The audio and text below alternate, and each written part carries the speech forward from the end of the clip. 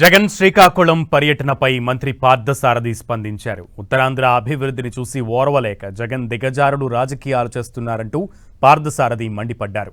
ఒక పేద గొర్రెల కాపరి మరణానికి కారణమైన వ్యక్తిని మాజీ సీఎం పరామర్శించడం దారుణమన్న ఆయన సాక్ష్యాలను తారుమారు చేసేందుకే జగన్ శ్రీకాకుళం పర్యటనకు వెళ్లారంటూ పార్థసారథి ఆరోపించారు.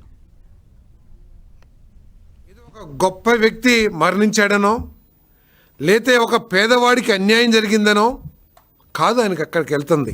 సాక్ష్యాల్ని చట్టవిరుద్ధంగా తారుమారు చేసి ఒక పేద వ్యక్తి మరణానికి కారణమైన వ్యక్తిని, యువకుడిని తప్పించడానికి ప్రయత్నం చేసిన వ్యక్తిని అరెస్ట్ చేస్తే చట్ట ప్రకారం ఆయన్ని పరామర్శించడానికి జగన్మోహన్ రెడ్డి గారు వెళ్తామంటే ప్రజలందరూ కూడా ఆలోచించాలి.